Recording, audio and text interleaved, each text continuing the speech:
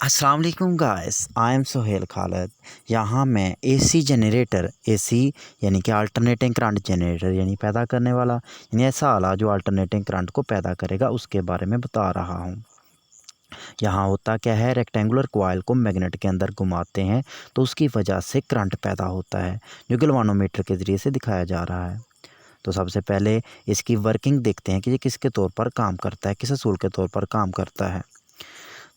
ये करता है इलेक्ट्रोमैग्नेटिक इंडक्शन के असूल के तौर पर।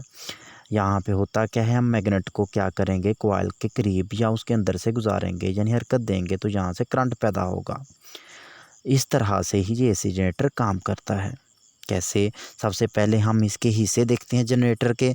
तो जनरेटर के हिस्से देखने के लिए एसी जनरेटर के सबसे पहले हम देखते हैं armature, A B C D. ये जो आपको आयरन कोर दिखाया गया है, सॉफ्ट आयरन कोर के ऊपर जो कई परतें इसकी छोड़ी हुई हैं और इसको एक हमने जोड़ा हुआ है शाफ्ट के ज़रिए से, यानी शाफ्ट के ज़रिए से हम इसको घुमाएंगे किसके अंदर, हम इसको मैग्नेट के अंदर घुमाएंगे।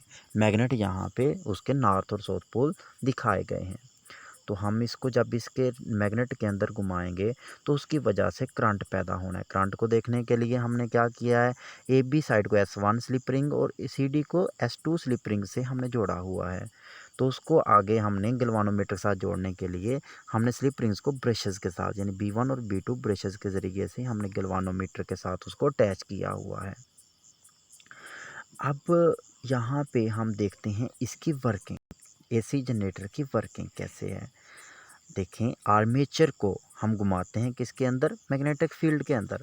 जब हम घुमाएंगे तो मैग्नेटिक फील्ड लाइन चार जहाँ पे शो हो रही हैं, तो जब वो फील्ड लाइन चेंज होगी तो जहाँ से करंट जो है वो हमें गैल्वेनोमीटर के ज़रिए से शो होगा। गैल्वेनोमीटर में जो करंट शो हो रहा है ये होगा मैग्नेटिक फ्लक्स, यानी कि फील्ड लाइंस की तब्दीली की वजह से ही करंट जो है वो पैदा होगा। तो यहाँ से हम देखते हैं, देखें यहाँ पे कभी करंट जो है पॉजिटिव होता है, कभी नेगेटिव होता है। जब जो घूमेगा तो पॉजिटिव और नेगेटिव के दरमियान रोटेट करेगा, इसीलिए हम इसको अल्टरनेटिंग करंट कहते हैं। अब डायरेक्शन हम इंड्यूस करंट की कैसे निकालेंगे। डायरेक्शन जो है हम निकालने के लिए हम सबसे पहले इसकी पोजीशन जो है वो क्या करते हैं, वर्टिकल से स्टार्ट करते हैं, यानी ये भी ऊपर की तरफ है और सी डी नीचे की तरफ है। तो यहाँ से हम रोटेशन इसकी लेंगे क्लॉकवाइज रोटेशन लेने के लिए ए बी नीचे की तरफ मूव करेगा और सी डी ऊपर की तरफ मूव करेगा। तो हम यहाँ पर फ्लीमिंग का राइट हैंड रूल लगाएंगे। तो फ्लीमिंग के राइट हैंड रूल के मुताबिक हमने जो 4 फिंगर होगी हमने वो करंट की डायरेक्शन में हमने यानी कि फील्ड की डायरेक्शन में हमने शो करनी है, और जो अंगूठा होगा वो जो क्या किसको शो करेगा, वो करेगा मोशन की तरफ। जब वो मोशन की तरफ होगा तो जो देखेंगे करंट की डायरेक्शन जो है वो ए बी में ऊपर की तरफ होगी और सी डी में नीचे की तरफ होगी। तो यहाँ से जो है वो करंट फ्लो करेगा। तो देखें वहाँ से जब करंट फ्लो हुआ था तो दूसरी दफ़ा जो होगा हम फिर उसी तरह से फ्लेमिंग के सूल से हम देखेंगे तो फिर वो दोबारा से उलट तरफ, देखें ना, फ्लेमिंग के राइट हैंड रूल के मुताबिक हमें करना क्या है, देख लें मैग्नेटिक फील्ड में हमने क्या करना है, 4 फिंगर को अंगूठा हमने मोशन की तरफ और जो है मिडल वाली फिंगर होगी वो किसको शो करेगी, करंट की डायरेक्शन में। तो पहली दफ़ा अगर हाफ रोटेशन में जो होगा वो पॉजिटिव की तरफ होगा, हाफ रोटेशन में वो नेगेटिव की तरफ होगा। अब ग्राफिकल रिप्रेजेंटेशन हम किस तरह से करते हैं, ग्राफिकल रिप्रेजेंटेशन लेने के लिए देखें, एक पूरा चक्कर जब कंप्लीट होता है ना, ए बी जहाँ से जाता है वहीं पे अब वापस आता है, तो उसके लिए पूरा टाइम जो होता है उसे टाइम पीरियड कहते हैं, यानी एक चक्कर कंप्लीट करने के लिए। जब टी होगा ज़ीरो, जब टी ज़ीरो होगा उसमें कोई मोशन नहीं होगी, कोई फील्ड लाइन बदलेंगी नहीं, जितनी गुजर रही हैं उतनी ही गुजरेंगी। फील्ड लाइन को हमने बदलना है तो उसी से जो है वो करंट पैदा होना है। उस वक्त जो है मैग्नेटिक फ्लक्स जो है, मैग्नेटिक फ्लक्स यानी कि फील्ड लाइन का चेंज होना, कोई नहीं है, तो उस वक्त जो है जो इंड्यूस करंट है वो नहीं होगा। इंड्यूस करंट जो पैदा हुआ है वहाँ पे, तो देखें वहाँ पे ज़ीरो था पहले, अब हम उसको मूव करवा रहे हैं। अब इसके 4 हिस्से हम करेंगे, 4 हिस्सों में लेके जाएंगे। जब वो क्या होगा, वर्टिकल से हॉरिजॉन्टल में आएगा तो चौथा हिस्सा, टी का चौथा हिस्सा जो है वो कंप्लीट हो चुका होगा। अब यहाँ पे करंट भी जो है मैक्सिमम जा रहा है, देखिए नीडल के ज़रिए भी उधर ऊपर भी, ग्राफ में भी हम ऊपर की तरफ लेके जाएंगे।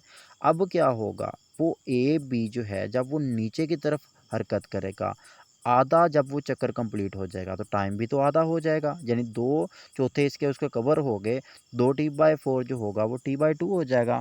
यहाँ पे फिर वो दोबारा से उसी पोजीशन में आ जाएगा तो करंट फिर जो है वो ज़ीरो हो जाएगा। फिर वो जब मूव करेगा तीसरे हिस्से के लिए, यानी जो 4 हिस्से जो किए थे उसके 3 हिस्से कंप्लीट होने के लिए, देखें करंट जो है वो माइनस में जा रहा है। नीचे हम लेके जाएंगे ना ग्राफ को, यानी कि माइनस में हम उसको शो कर रहे हैं।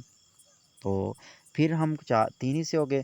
अब चौथा हिस्सा कंप्लीट होने के लिए, यानी अपनी वापस पोजीशन में आने के लिए और टाइम पीरियड को कंप्लीट होने के लिए करंट फिर से वो वापस आ रहा है।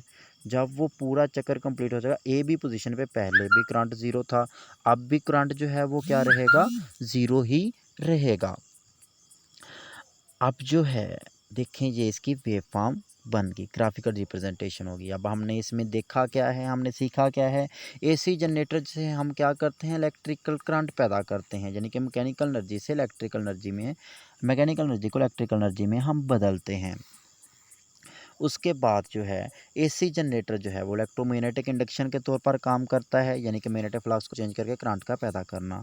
फिर एसी जनरेटर में हमने उसके मुख्तलिफ हिस्से देखे थे, जो armature, shaft, field magnet, slip rings और ब्रशेस।